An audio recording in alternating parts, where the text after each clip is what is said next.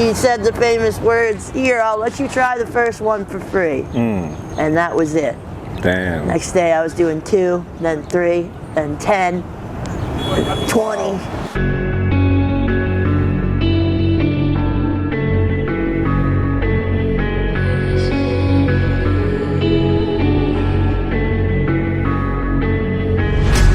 Quiet's driving me insane. Silence rattles in my brain. Yeah, I gotta get away. Always waiting for the fall, so I built my towers tall, wandering through these empty halls. Break the cycle now, walls are coming down. I gotta make it out. Yeah, yeah, yeah, yeah. Hey, what's up, AML family? Thank you guys for tuning in today. We're out here in the trenches with our brothers and sisters who are struggling, you know? It's not easy.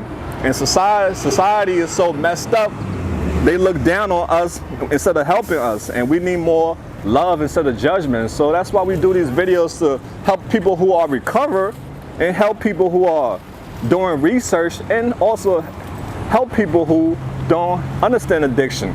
Today I met a very nice lady who is familiar with the channel. God bless her heart. How you doing today? I'm good, thank you. How are you? I'm doing great, thank you. So let's get started and get to know you a little bit, all right? Sure. How old are you? I am 30 years old. Okay, and what's your name, by the way? My name's Aubrey, or Bree. Okay, Aubrey. Okay, shout out Aubrey. That's what's up. Nice meeting you. And I've been out here for almost 6 years. Wow. Since I was 24. Damn, that's Which tough. is we're actually getting ready to get our housing soon. Thank God. Amen, right? So let's go back a little bit. Sure. Take us with you and paint us a picture of your childhood, Aubrey. What type of child were you?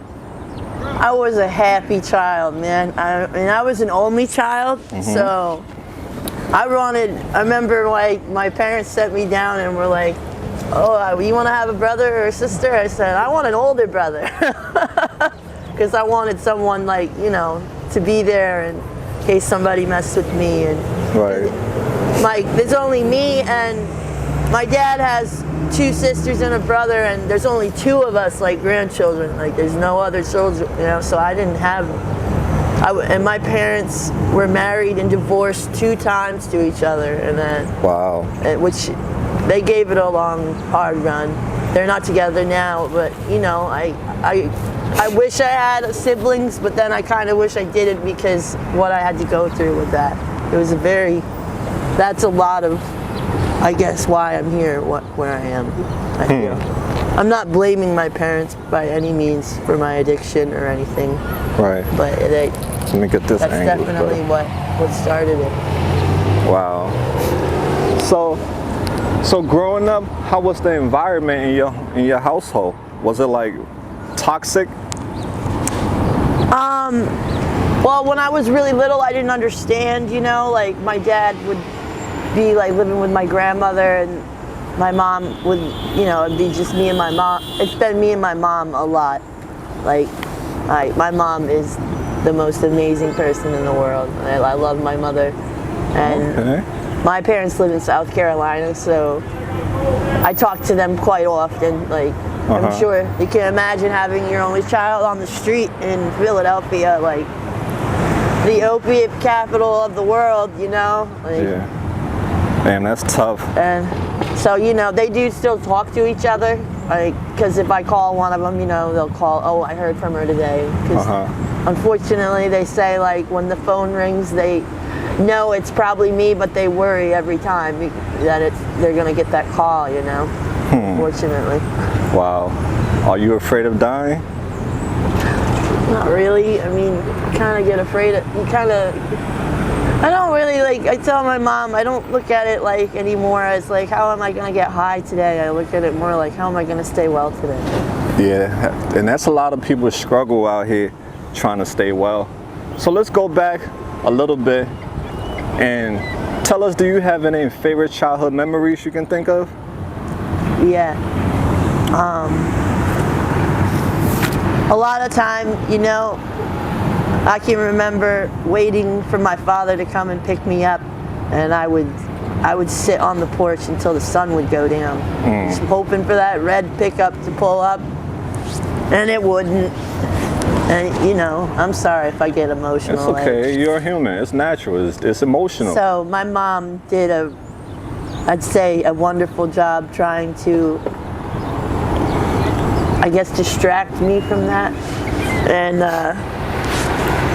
I really can't, like, there's been times where my mom and I, you know, we had no heat and slept in the same bed, like, with our dog, just to stay warm. And, you know, I would call my dad to bring us heating oil, and he would not come. And I still love my dad to death, you know. Yeah. He was, because it was all about my dad when I was really little. I wanted to do everything. My mother actually told me when I was little, she's like, she hates me. She doesn't want to do anything with me. And my dad's like, no, that's not true. Then it became more about my mom, you know, because she was the one that was always there for me. Right. So let's get right into the nitty gritty. You know, we're here to educate people and to lift you up. Tell us how you got involved with drugs. What was the first drug you tried? Well, you know, to be honest, I didn't even smoke cigarettes or weed until I was like 21 years old. I was a pretty straight edge kid. Like, my dad actually used to smoke pot all the time, and I hated it. I hated him for it. Like, and it's crazy. Like, I used to hate all this stuff. Like, my uncle had a really bad heroin addiction, and I never knew, you know, back then you could even like snort heroin. Like, I thought you could only shoot it. First time I saw it, I was like, get that shit the hell away from me. I don't shoot up, you know. And, of course, I started with painkillers. And why were you taking painkillers? Well, my parents split up for the divorce, and I stayed with my dad instead of going with my mom for the first time in my life, because I actually remember I said to my mom, I said, you know what, Mom, Dad's going to be really messed up when he realizes you're not coming back, because it was the only time my mother's left my father, and I was proud of her for doing it, but I said to my mom, I don't want Dad to feel the way I felt all those years that he left me. And I wonder all the time if I hadn't stayed with my dad, if I would be where I am today. Because honestly, my dad was doing painkillers, and I went to the hospital for something, and they gave me some painkillers and whatever. And you know, I didn't know anything about addiction or withdrawal, and my dad was like, "Oh, here, I'll show you how to do this. You know, get it in you quicker." And my dad actually taught me how to crush up pills and snort them. That's not something you do with your father, right? Yeah, that's not normal. But, you know, he was in a messed up place too. Right. And so I did it, and then he stopped giving them to me.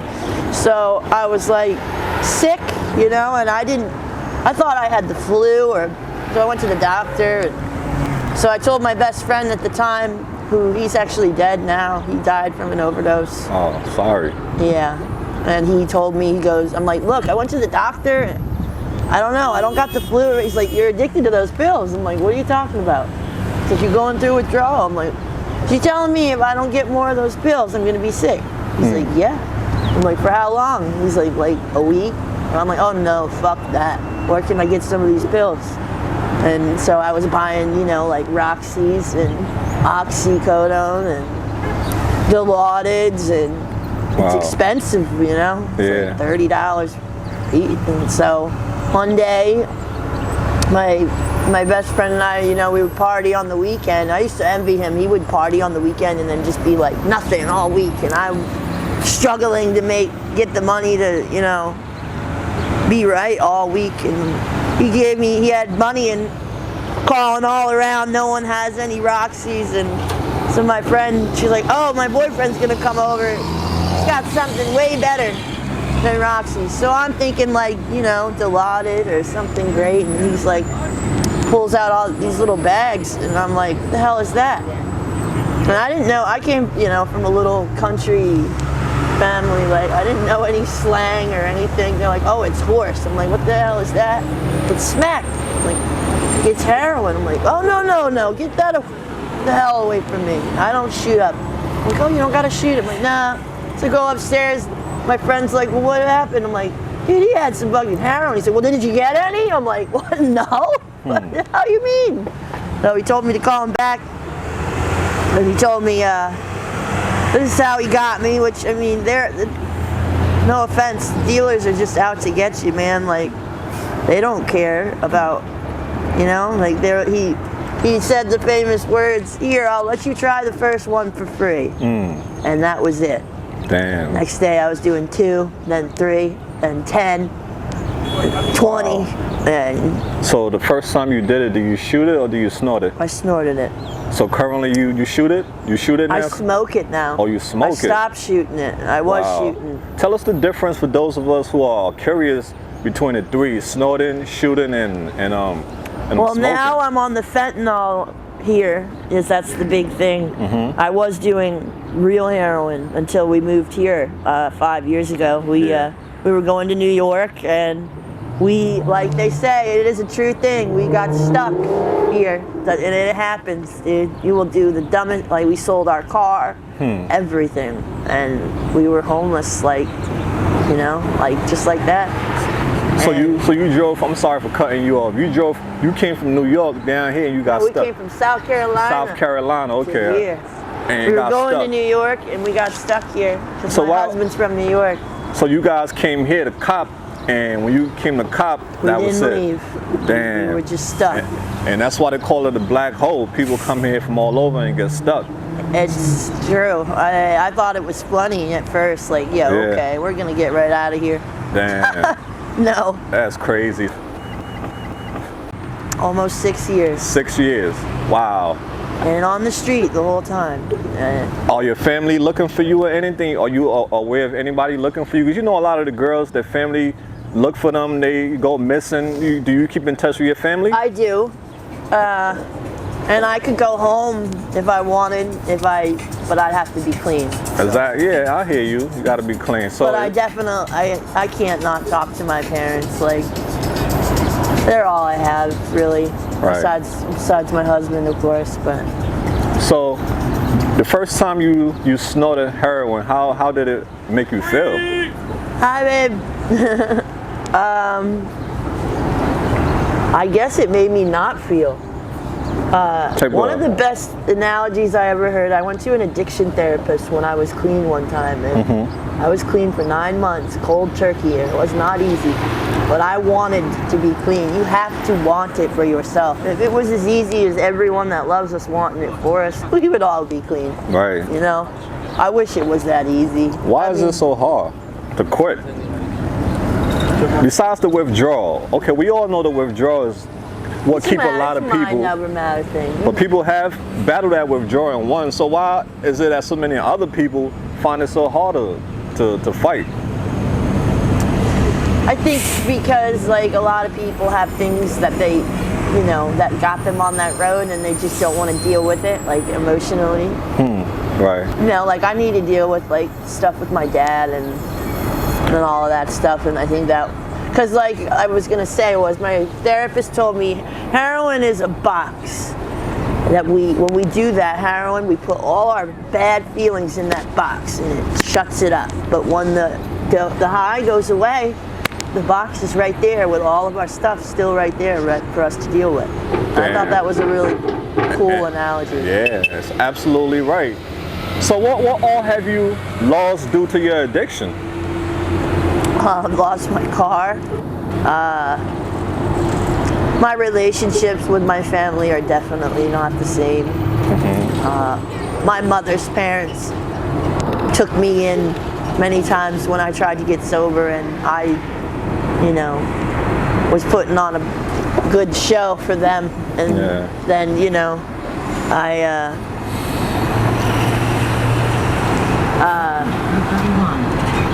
they figured out that I was lying, and I was not clean anymore, and I really broke my grandpa's heart, man. Like, My grandpa's been like my dad pretty much.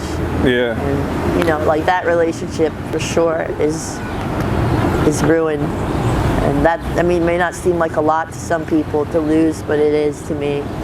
I miss him so much, and he's getting older, and you know, he's not going to be around for much longer. So what's a day in your life look like 24 hours? I wake up sick just about every day, unfortunately. Wow. I'll take something home for the morning, and of course, I do it at night like an idiot. And you know, we come here and panhandle. So is that how you support your habit? Yeah, mainly. Yep. Have you ever done the dating thing? No, I have not. Why you chose not to do that and chose to do this instead? Well, number one, my husband will not let me do it. He says he'll sell his butt before he let me sell mine. God bless him. Yeah, a lot of guys let their women do that and stuff. I've actually gotten to the point where I've been like, hey, I'll do it. Oh, you know, and he's like, no. Or I said to him, the words I said was, do you want me to go out and do that? He says, I never want you to do that, ever. Well, that's what's up. Let me do it. God bless them, because there's so many girls that I talk to and their boyfriend put them out there. Yeah, they just waiting for her to come back. I've seen guys be like, yo, get out there. I'm sick. Like, yo, damn. I just can't. So a daytime. But I'm not knocking it. Those girls are some strong freaking women, like, because I couldn't do it. I'm not emotionally cut out for that. So standing out here panhandling, don't you get scared? All these cars flying back and forth, don't you get? Nah, nothing. What's the worst thing that has happened? I've actually had my foot run over one time. Yeah. Wow. Damn. But no, I've been shot with paintballs. While doing it? Yep. What's the most amount of money you ever made doing it? Like in one time? Yeah, your best day you ever had. $80 maybe. Oh, okay, all right. That was around like the holidays, you know. The holidays usually get at least $100 bill at some point. So what's the worst thing that anyone has done to you since you've been doing that? I heard you said paintball gun, but what else has happened? Shot with Roman candles. With burning candles? Roman candles. Roman candles, wow. Right in the face, dude. Oh my God. They shot my husband in the face with a pellet gun right here. It almost, if it had gone any higher, he would be blind. And it wasn't like rubber, and it was like a porcelain pellet. I actually had to like dig it out of his face. Jesus. We've had our tent set on fire. Man. People are very cruel. Yeah, and that's why we have to, you know, keep kicked in our sleep, stomped on. I mean, people pee on you. It's people. I'm serious. People. It's horrible. People are just. I mean, we're not. Look, it's not like we woke up one day and we're like, oh, we're gonna do dope. Right. Like, you know, we're you made just a bad like everybody choice. else. Yeah, you made a bad. You turned down the wrong road in life, and you messed up. Some of the people out here I've met are some of the most best people I've ever met in my life. We are all humans. That's what society failed to realize. They want to put people in category as junkies, as criminals. No, we're all humans that made mistakes. For the record, I've never been in any criminal trouble. Ever. Oh, God bless you. I have no criminal history. Even if a person have a criminal history, that doesn't make them a bad person. Oh, They're misguided. But I just think it's funny, like when I'm out there walking and they lock the door. Yeah. Or I mean, I get it. You know, maybe you don't know these people. Like. Right. Some people are a little crazy. They knock on the windows, and I don't do stuff like that. I just smile and wave. That's all. Got you. So now let's talk about Kensington. What do you know about Kensington? That's the hub. So why you chose to come down here instead of Kensington? We're almost done. There's so much money out here. It's just, there's so much money. So where do you sleep? Well, we're in a shelter right now. We tried to get into the shelter for years, though. It's the only couple shelter in Philadelphia. Okay. So we've been in there for about 2 months, but we have a curfew, so that is hard. Like sometimes, you know. What's the curfew? It's midnight. Midnight? It's not too bad, but sometimes it's like, oh, you don't have what you need to go, Right. you know, in for the night, but you have to. Like last night, we didn't have anything to go home with, and it was like, oh well, because we don't want to get thrown out, you know. Man. We've been out here, it's too cold, like Yeah. we've slept out here in the snow and everything. Wow. And that's what addiction does to people. It takes away your pride, your dignity, and everything. It strips you of you. Yes. But this does not have to be the end of your story. You can change your whole story around. You know, you can do this. You can be a survivor. I would love to hear you survive this. That would be a beautiful ending for you, because look at you. You're a nice looking woman. Thank you. You know, I could tell that when you weren't drenched in this lifestyle, you were glowing. You had your sparkle. You Oh my gosh, doing have you great seen things. pictures of me before all of this? I know. People ask my husband, they're like, who's that, your ex-girlfriend? He's like, no, that's my wife. Right. I'm like, oh my God, like, and you know? I understand, I get it. And you know, people fall deep into this well. It's like a well you fall deep into, and like a rope is hanging short halfway there, and you like, damn. And you just in the dark well, and it's hard to get out of it. But there's so many people out there who have came up out of that. What's the longest clean time you had? 9 months. Wow. And what triggered you into going back to using? Honestly, my family kept always accusing me of getting high, and I wasn't. I just kind of was like, it might be a dumb excuse, but I was just like, well, fuck it. You're gonna accuse me of getting high, then I might as well just go get high. Right. Fuck it. And that's the same thing I was telling people. People get clean, they come back to society, and people still think that they are the same person they was when they went in. And no, you have to give people a chance. Right. Right? So let's get off topic, then we done, okay? That way we can get you out of here, get something to eat. What's your favorite color? My favorite color is green. Green, why is that? I guess because it's reminds me of, like, you know, summer, spring, Okay, yeah. What's your favorite season of the year? fall. Fall, why? I just like when all the leaves are changing and stuff. Beautiful, right? Yeah. That's what's up. And what's your short-term goals? Well, we're getting ready to get our housing, you know. I think soon we want to try to get on a clinic, Okay. and that's something we've never done, and Right. get clean. You know, we want to have kids. Oh, yeah, you deserve want the a best. family. Like, Right. I didn't have no, you know, siblings, and neither did my husband. He's an only child. We Yeah. want babies. Wow. Yeah, it's bad out here, you know, it's definitely bad out here. So we would like to know, what is your Zodiac sign? I'm a Taurus. Yo, shout Stubborn bull. out to all the bulls, shout out to all the Taurus. Say what's up to your sign, show us some love. And what are some of your favorite foods? Oh, I love, like, pasta, Okay. like Alfredo and You stuff. know how to cook in the kitchen, girl? Yes, I do. Okay, all right, we got a cooker out here. That's what's up. That's Yes, what's I up. do. I went to And- culinary school for a little while. Culinary school. Yeah. Nice. So what are some hobbies and passion that you have, or talents that we need to know about? I love to read. I love to paint. Oh, painter. Yep. Wow, amazing. Yep. You have any of your stuff online we can check out? No, I don't. That's My okay. dad has all my artwork hanging in his house. So when you hear the word art, what does art mean to you? I think art is like anything like people can express themselves with. Anything. It doesn't have to be, you know, just painting on paper. Or it can be anything. Even graffiti and stuff. I think that's really cool. Right, I love like all the murals and stuff around here. Absolutely, yes. Art makes this world so beautiful, right? Right. Without art, how dry would this world be? It'd be so boring. Right, absolutely. Shout out to all the artists out there. And we got like 4 more questions and we're done. So this one would be, when you were a little kid, what do you want to become when you grow up? I wanted to be a vet forever until I went to get my cat put down and it broke my heart. Yeah, that's and then I that's realized I tough. wouldn't be able to do that. Yeah, that's I was tough. a phlebotomist for a while, drawing wow. blood. Wow. Yep, but it kind of was a little bit of a trigger also.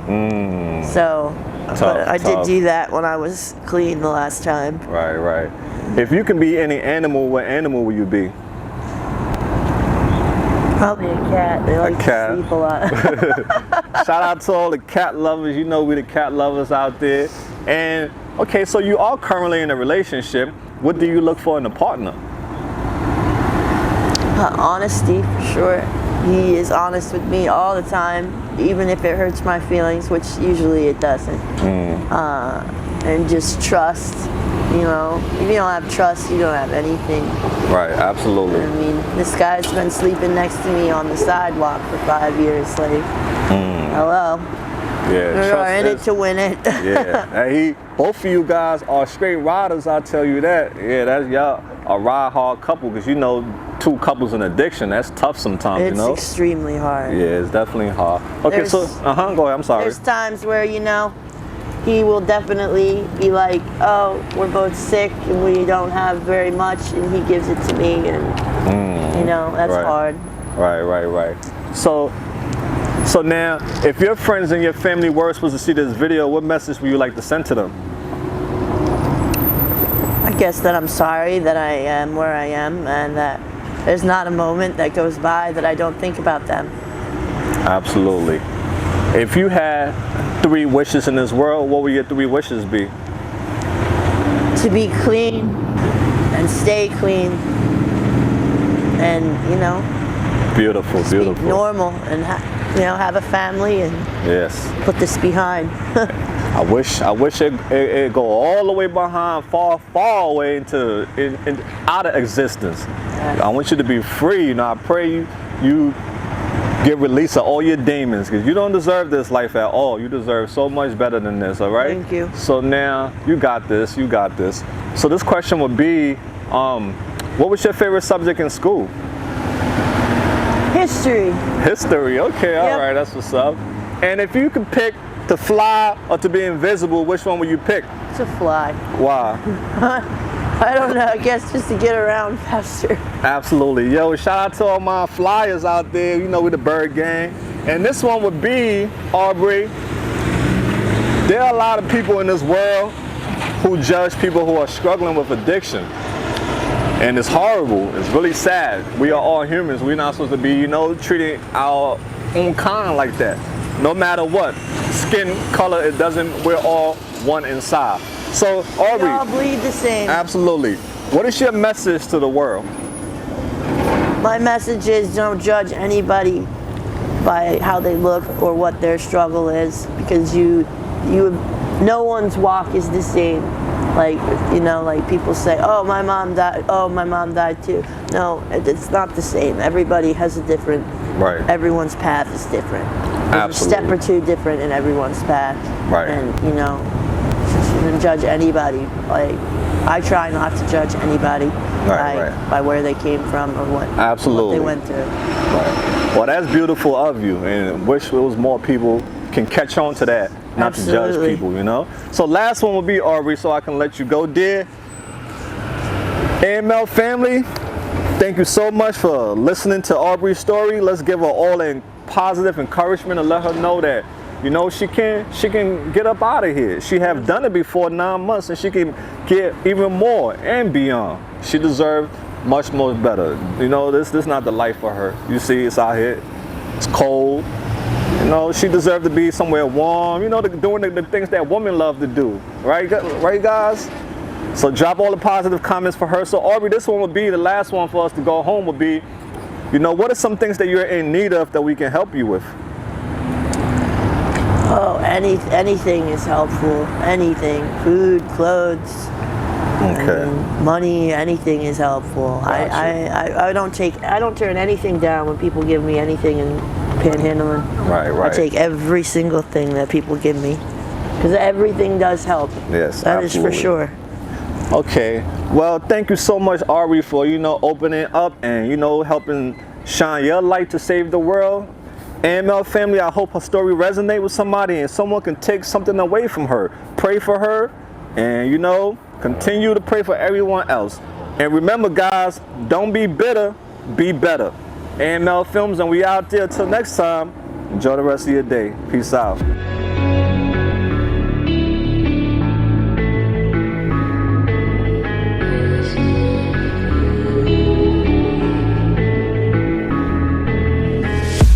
Gotta save me from myself. This emptiness, it hurts like hell. My good intentions let me down.